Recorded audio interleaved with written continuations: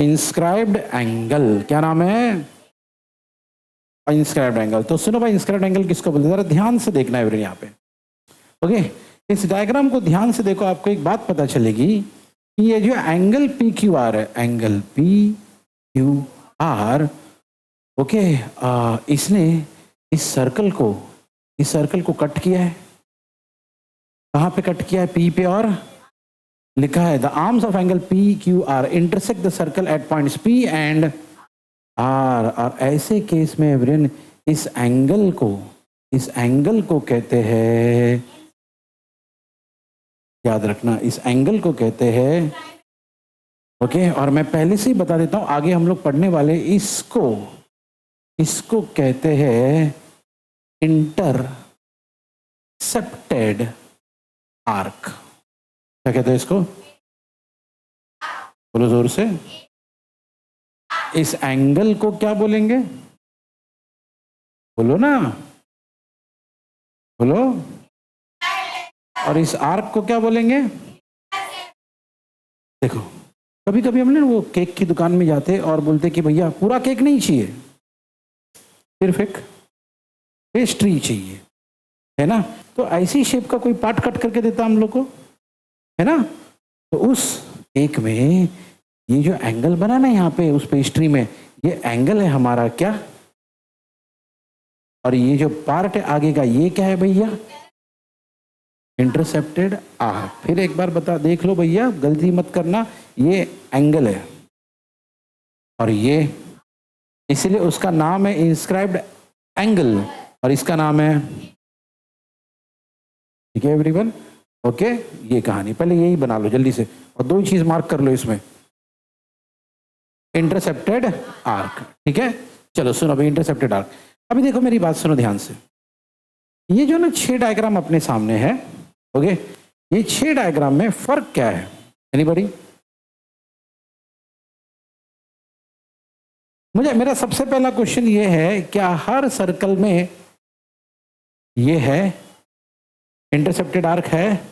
मतलब क्या आर्क को कट किया गया, यहाँ पे है, यस, यहाँ पे है, यहाँ पे है, यहाँ पे है, अच्छा यहाँ पे भी है क्या? और यहाँ पे भी है क्या? कुछ दिखा है ऊपर के 3 और नीचे के 3 में क्या फर्क है? ऊपर के 3 में, ऊपर में एक इंटरसेप्टेड आर्क है, जबकि नीचे वाले डायग्राम में, अच्छा मुझे एक बात बताओ, एक और चीज, ये वाला जो डायग्राम है ना, ये वाला डायग्राम, क्या इसमें इंटरसेप्टेड आर्क कहाँ है? मेरे को बताओ कौन सा है भैया? ये वाला पार्ट है ना। सुनो, बिल्कुल गलत, इसमें कोई इंटरसेप्टेड आर्क है ही नहीं, इसमें कोई इंटरसेप्टेड आर्क है ही नहीं। कोई बताएगा क्यों? नहीं नहीं नहीं नहीं नहीं। चलो फिर एक बार सुन लो मेरी बात भाई, ध्यान से देखो जरा, ऊपर के 6 डायग्राम को ध्यान से देखना, ओके। और फिर नीचे का एक डायग्राम बता दो, कुछ तो इसमें, इनमें और उसमें कुछ तो अलग है, कुछ तो अलग है। एक लाइन एग्जैक्टली, जरा एक यहाँ के सब डायग्राम को ध्यान से देखना, और फिर आप जब यहाँ जाओगे तो आपको दिखेगा कि हाँ सर, यहाँ पे ये वाला जो ये वाली जो लाइन है, जिसको टेक्निकली हम लोग कहते हैं आर्म, एंगल में, किसी भी एंगल में ना, किसी भी एंगल में इन दोनों को कहते हैं, इसको और इसको क्या कहते हैं? आर्म, ठीक है, ओके। अब सुनो मेरी बात, अब देखो इसका जो एक आर्म है वो सर्कल के बाहर चला गया, है ना। सर्कल के अंदर होता तो भी बात चल जाती, लेकिन सर्कल के बाहर चला गया। वही तो लिखा है यहाँ पे कि भैया ये देखो, arm Q P does not contain any end point of the arc. ये जो आर्म क्यूपी है ना, इन शॉर्ट सर्कल के बाहर चला गया। अब आप सोचोगे सर ऊपर भी तो सर्कल के बाहर गया था। नहीं भाई नहीं, ऊपर कितने भी, किसी भी केस में देखो, सर्कल के बाहर कोई नहीं गया था, ओके। सर्कल को टच किया है, ये अंदर है, टच किया है, इसने टच किया, ये अंदर है, ये भी अंदर है ना।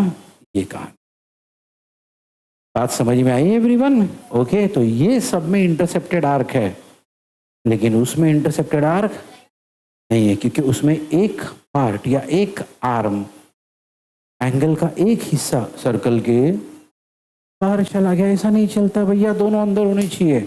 ओके, और इन तीनों में और इन तीनों में क्या फर्क है? ऊपर वाले में एक इंटरसेप्टेड आर्क है, क्या है, जबकि नीचे के तीनों में,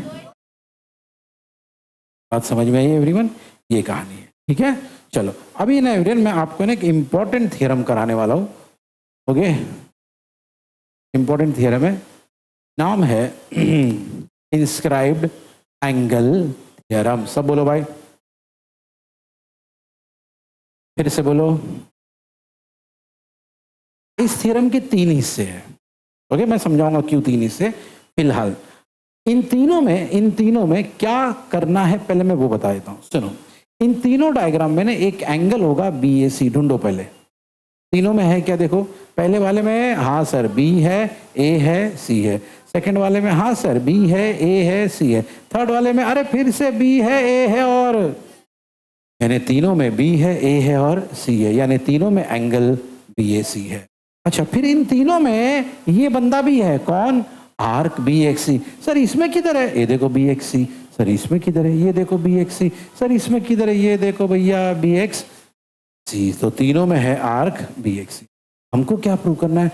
हमको प्रूव करना है कि ये वाला जो एंगल है ना, वो हमेशा BXC का, यहां पर भी ये वाला एंगल BXC का, यहां पे भी ये वाला एंगल BXC का।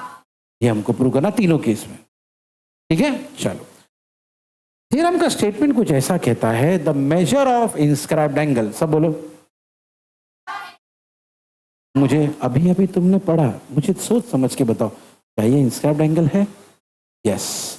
क्या ये इंस्क्राइब्ड एंगल है? यस। क्या ये इंस्क्राइब्ड एंगल है? यस। ठीक है मैंने एवरीवन, तो तीनों केस में इंस्क्राइब्ड एंगल है। अभी अभी पढ़े थे ना हमने इंस्क्राइब्ड एंगल। इंस्क्राइब्ड एंगल में क्या होना चाहिए भैया? लिखा है भैया, इंस्क्राइब्ड एंगल में क्या होना चाहिए भाई? कि भैया आपका जो एंगल है, देख लो भैया, आपका जो एंगल है लिखा है point Q lies on the circle. ये जो Q है ना, ये कहाँ पे होना चाहिए? On the circle. कहाँ पे होना चाहिए? देखो भैया, अगर ये बाहर चला गया तो ऑन द सर्कल नहीं होगा, अगर ये अंदर होता तो भी ऑन द सर्कल, क्योंकि ये सर्कल के बाहर चला गया, जिसको हम लोग इंग्लिश में बोलेंगे आउटसाइड द सर्कल। ये अंदर आ गया, जिसको इंग्लिश में कहेंगे इनसाइड द सर्कल। यही होता है ऑन द सर्कल। तो इंस्क्राइब्ड एंगल में ये चीज कंपलसरी है कि ये जो एंगल का ये वाला पार्ट है ना, एंगल PQR का बीच वाला पार्ट, ये Q, जिसको हम ये नाम से भी बुलाते हैं वर्टेक्स। भैया घर पे जाके सारे वीडियोस को बार बार देखा करो एवरीवन, बार बार देखा करो। सिर्फ देखने की जरूरत नहीं, कॉन्सेप्ट्स एकदम स्ट्रांग होने चाहिए।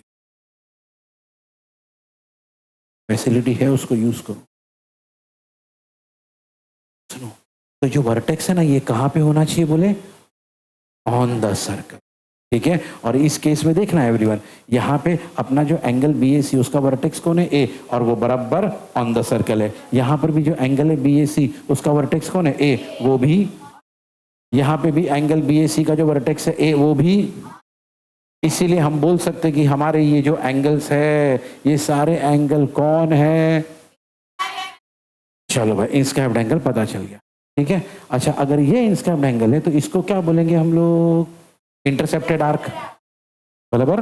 ओके, देखो यहाँ पे भी इसको क्या बोलेंगे हम लोग? Intercepted arc. यहाँ पे भी इसको क्या बोलेंगे हम लोग? यानी ये हो गया इंस्क्राइब्ड एंगल और ये हो गया इंटरसेप्टेड आर्क, बराबर। ये कौन है? Inscribed angle, inscribed angle, angle को इंस्क्राइब्ड एंगल और आर्क को इंटरसेप्टेड आर्क, ठीक है। चलो, हमको ये प्रूव कर रहा है कि ये एंगल इस आर्क का हमेशा हाफ होगा, और यही चीज तो यहां पे लिखी है, measure of inscribed angle is half of the measure of the arc intercepted. बोलो आर्क इंटरसेप्टेड बोलो या इंटरसेप्टेड आर्क बोलो, तो ये, तो हर केस में हमको ये प्रूव करना है कि ये जो एंगल है इस आर्क का आधा है। ये एंगल जो है इस आर्क का, ये एंगल जो है इस आर्क का, एंगल कौन है? इंस्क्राइब्ड एंगल, एंगल कौन है, और आर्क का नाम क्या है, इंटरसेप्टेड आर्क, और इंस्क्राइब्ड एंगल इंटरसेप्टेड आर्क का हमेशा ये प्रूव करना है, ठीक है। चलो भाई अभी एवरीवन हियर, सो सबसे पहले हम लोग जो भी कहानी दिख रही है उसको लिख लेंगे जीवन में। सबसे पहले इसको देखते हैं हम लोग, इसको देखो, in a circle with centre O, बताओ क्या इसमें सेंटर ओ है, अच्छा क्या इसमें से सेंटर ओ है, क्या इसमें भी सेंटर ओ है, अच्छा तीनों एंगल में लिखा है, तीनों सर्कल में angle B A C is inscribed in arc B A C, check कर लो एंगल बी ए सी है ना, इस आर्क के अंदर है, ओके, इधर भी एंगल बी ए सी इस आर्क के अंदर है, यहां पे भी एंगल बी ए सी, तो भैया हमने लिख दिया angle B A C is inscribed in arc B A C, ठीक है। अच्छा दूसरी बात, एंगल बी ए सी, ये जो एंगल बी ए सी है ना, बी ए सी, ये इस आर्क को कट कर रहा है ना, लिखा है angle B A C intercepts arc, यहां पे भी वैसे हो रहा है, angle B A C B X C को कट कर रहा है, यहां पे भी ऐसे हो रहा है, angle B A C B X C को कट कर, इसीलिए लिखा है angle B A C arc B X C of the circle. भैया ये जो गिवन है ये इस डायग्राम में भी काम करेगा, इस डायग्राम में भी काम करेगा, और चलो तो हमारे पास गिवन भी आ गया, और हमारे पास चलो टू प्रूव में क्या प्रूव करने का हम लोग को, सब लोग पढ़ो,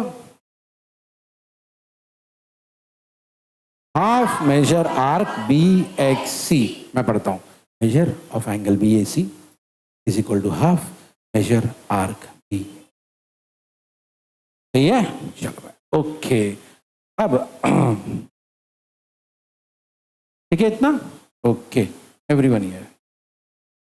अब आप सोचोगे सर तीन डायग्राम बनाने की क्या जरूरत थी, इधर भी वही कहानी, इधर भी वही कहानी, इधर भी वही कहानी है, प्रूव तो वही करना है ना सर, तीन बनाने की क्या जरूरत थी। चलो देखो केस नंबर 1 में सेंटर पे नजर मारना,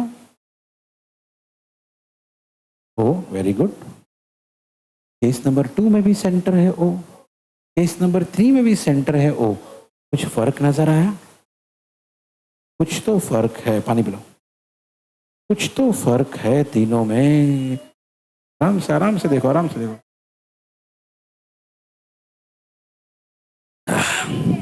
फर्स्ट वाले सर्कल में हमारा जो एंगल है ना वो खुद ओ से पास हो रहा है ना, हमारा एंगल खुद, सेकेंड वाले सर्कल में ओ हमारे एंगल के अंदर आ गया, देख लो ये आपका एंगल है, ये आपका एंगल है, और ओ उसके अंदर आ गया। थर्ड वाले सर्कल में आपका एंगल इधर है और ओ बाहर है, बस यही तो पॉइंट है एवरीवन।